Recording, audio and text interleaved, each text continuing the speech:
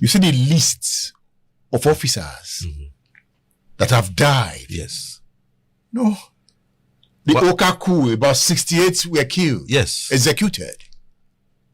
In fact, as a matter of fact, they were in batches. Some were executed at a Kirikiri range, because we remember that day in Vanguard when they were being executed.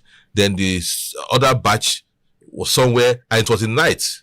I mean, when I mean night, when it was getting late. So, and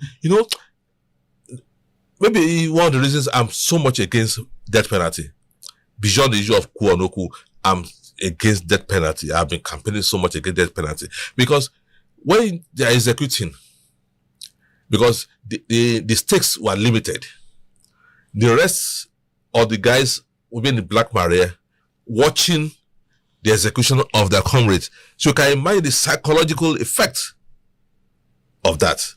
So after that run, you bring the next set, then some set will still be inside the Black Maria watching the execution of their comrades. So it was a very nasty experience. The 1976 Dimka coup, about 39 were executed. These are military officers we trained. Yes. With our money. We've lost so many officers. The 1986 Vasa coup, 10 of them were executed. Yeah. And the 1990 Oka coup had 68. 68. That seems to be the biggest number. Yes. 117, all of them. The Nzogu coup was 12. The counter coup. No, that counter coup is difficult to actually state the number of casualties. Yeah, because coming to that, it was bloody. It was bloody because in the Keja barracks, Igbo officers were massacred. Yeah. In Abeokuta. Yeah. So when I saw in Abeokuta, yes, it was serious. So when I saw about 13 years, I was going to ask you. Well, officially, there's so many. I mean, so many people were killed. So many. And in the abortive coup of 1976, 3 were killed. Murtala Mohammed, head of state. Akintunde, Isedisi was killed. Ibrahim Taiwo, governor of Kwara State. I wonder what happened to Taiwo. No, Taiwo was one of the those who planned the original coup. Yes, that toppled Gowon. And he was also involved in what some have called the Asaba massacre. Well, no, when it comes to the issue of the Civil War, there are different versions, depending on who is writing. Even though I seem to believe more on Alabi Sama's narratives. Okay, why? It was more detailed. And it seemed more fair in his assessment than Obasanjo's book. Obasanjo was for self-glorification. That's the point Alabi Sama makes. Okay. Perhaps that's why you like Alabi Sama. No, I didn't know he made that point. And he took Obasanjo to the cleaners in his book. Okay. Yeah. He's not a friend to Obasanjo. I know. Obasanjo also wrote about him in My Watch. What is it about this man? Obasanjo is just self-glorification and rubbish every other person except yourself. Is that why he rises? Yeah, so somebody during the Dimka school ran under the bed of S.V. Bakari. Perhaps you need to run under the bed to become head of state. So those who did not run under the bed did not become head of state. He who fights and run away lives to fight another day. Why did you embark on the journey? What you use mostly here are primary data. Why did you embark on this journey in this book? Well, I think Nigerians need information about our history and as many accounts as possible. And just like the issue of Civil War, you see Madiebo, you see Alabi Sama, Obasanjo, everybody writing from their different perspectives. And then today's generation need to know where we are coming from. when all these things were happening, even though our struggle against the military, there was nothing like internet, there was nothing like Facebook, no phones apart from land phones. So, and to this generation that has all this, they are refused to even to learn from where we are coming from. So we need to document some of this thing for the generation. Are they refusing to learn? Or perhaps we have not pushed the message into their consciousness? Well, maybe, for example, I'm trying to push this book and some of my publications on TikTok and YouTube, so that maybe perhaps that's, because since that seems to interest to this generation, maybe that will elicit more interest. Because when I see people arguing blindly on social media, for example, I come and talk about I hate military government, I hate military coups. Someone say, no, that be coups, that be coups. I say, if that was cool and it's under military government, you won't have the freedom to write what you are writing. Refer them to Nzogu's speech. Death sentence awaits them if they disobey. I mean, because you don't know. I've held meeting in cemetery under military, so that we will not be detected. So why should anybody come and think military government is a tea party? Perhaps your generation should come more online and engage them. And I see what you do on your Facebook page. Yes. I say, well done. More of you should come. You have the knowledge. You have written the book. Meet them where they are. If they are on TikTok, let's go there. Yes. And meet them. Yes. And educate them. Precisely. Because if we don't educate them, the state remains chaotic. I agree with you. Are you okay with the book industry? Well, I think the major challenge we have is the issue of marketing, which impacts negatively in terms of disseminating information. So, and which is affecting the book industry itself.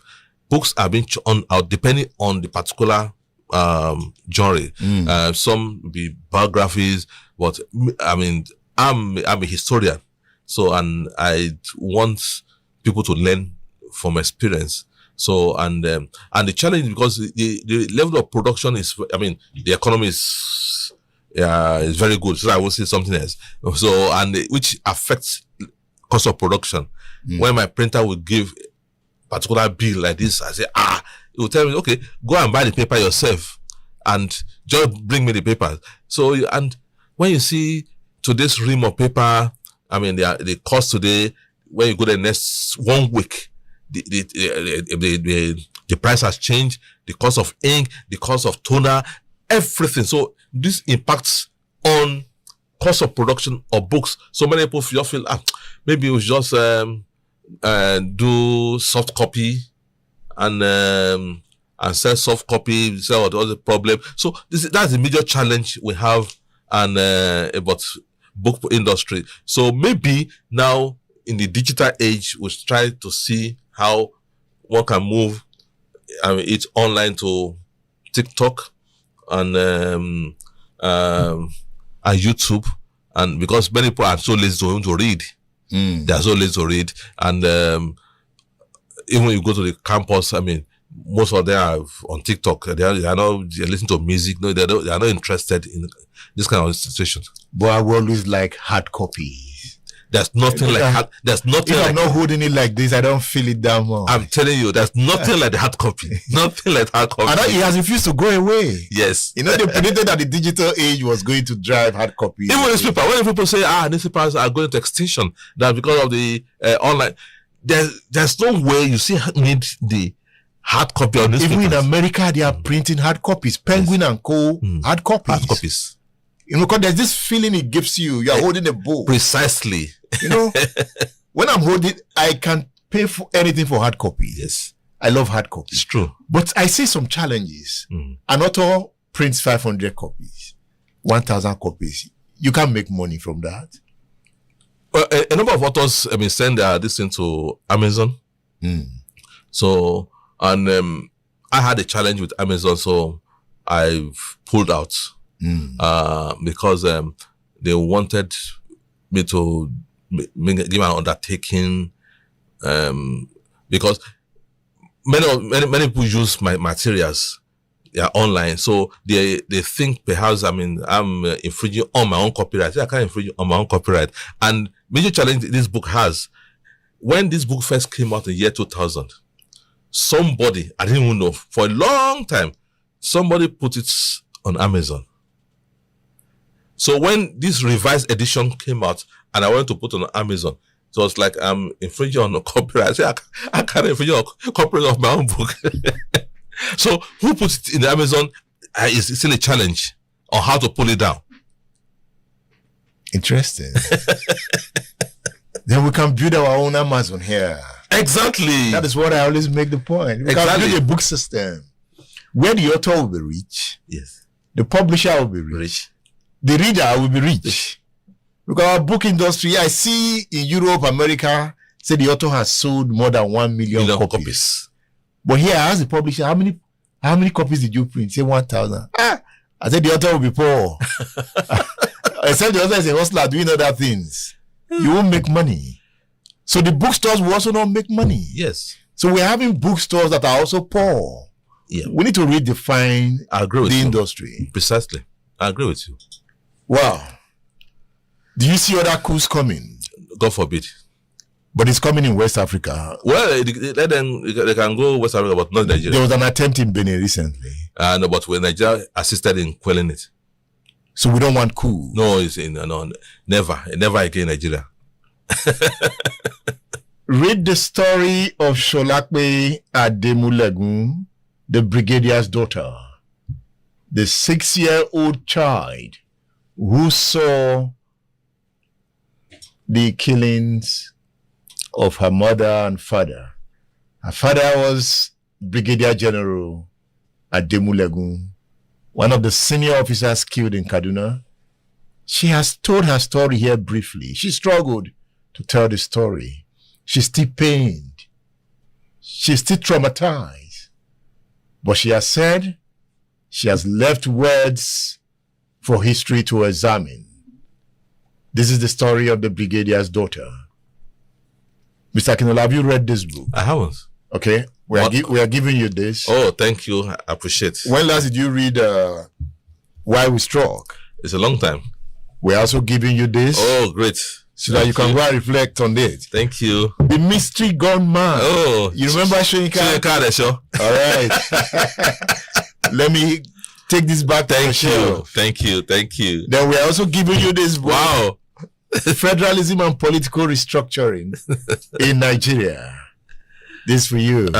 Thanks so much. Thank you for coming to share your ideas with us. Thank you. I appreciate it.